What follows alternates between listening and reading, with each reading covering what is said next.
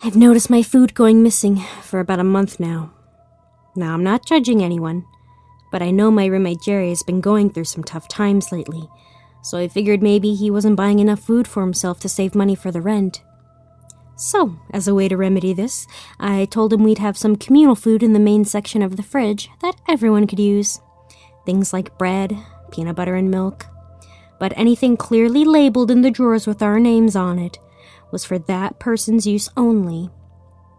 For a little bit this seemed to work. I'd buy a lot of bread, milk, and peanut butter. Jerry's a bit of a stoner, but decent roomy other than that. And my fair trade wheatless basil and organic grown kale was left untouched. However, after about a week of this, things started going missing again. At first it was just leftovers, or things that I, admittedly, left in the main part of the fridge unlabeled. So I decided to let it go. Then things that clearly had my name on it, as well as things from my drawer, started to go missing. I finally decided to call him out on it, but he denied having anything to do with it, or the fact that we had gone through 5 loaves of bread and 3 jars of organic peanut butter in a week. He even had the nerve to call my peanut butter nasty and claim he wouldn't touch it even if he was starving. I decided that I should probably get some proof before I confronted him again, so I set up a camera in our kitchen a week before winter break to try to catch him in the act. I decided to wait until after he left to visit his family to watch it, so that I had more uninterrupted time to review the footage and compile the evidence. However, after a few seconds of fast-forwarding to the bits where I was out of the house, I noticed something weird. A half hour after Jerry left for work, I noticed some movement coming from one of the cabinets in the kitchen. I watched in horror as this emaciated and horribly disfigured woman, covered in weeping cuts, unfolded herself from her hiding place and crawled her way to the fridge.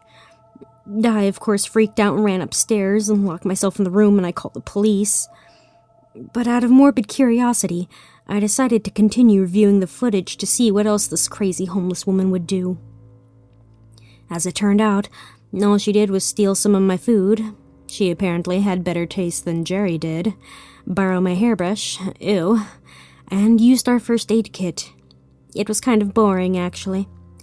Afterward, she went upstairs, presumably to take a shower, which is probably where all of that long hair clogging the drain is from. Sorry, Jerry.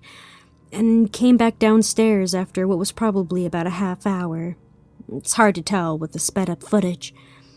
I decided to keep watching to make sure she hadn't stolen anything else, so that I could make a police report and a report to my insurance later. Everything played out pretty normally, up till about 3 a.m. I noticed some vague movement coming from the entrance to the kitchen. I started focusing on it, and I was horrified to see that this thing stalked its way into our kitchen. I'm not exactly sure how to accurately describe it, but I'll try. Although it looked pretty humanoid, there are little details that gave away the fact that it wasn't really human. One of the obvious ones was the fact that it seemed to prefer to walk on all fours, as well as the fact that its eyes, although they were human-shaped, were sunken and black. There were other little details that gave it away, like the way it moved. There was something distinctly unnatural about the way it moved. Like each time it swung its arms or legs forward, it was simultaneously dislocating them and putting them back into their sockets. Although this range of motion was noticeable when it was moving across the floor, it was even more evident when it got on its back legs and opened the cabinet door. Even though the homeless woman's mouth was open in what looked like a scream, I'm gonna guess there wasn't any sound because I don't remember waking up that night or getting complaints from the neighbors that morning.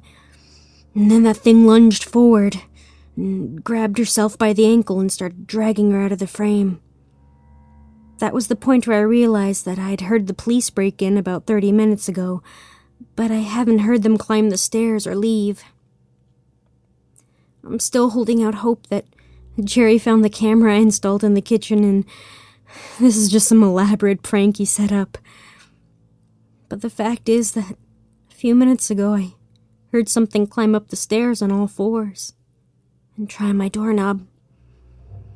I'm the only one who has a key to that lock, and my door's pretty thick, so I should be able to wait this thing out until morning.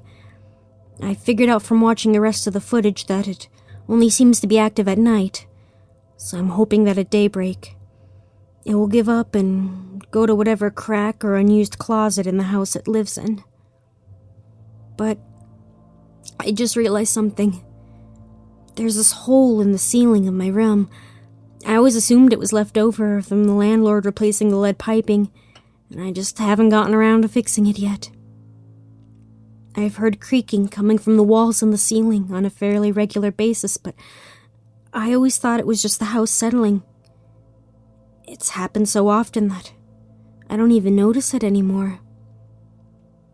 If that thing had a way of getting to the walls, it could crawl up to that hole in my ceiling and creep down behind me without me even noticing.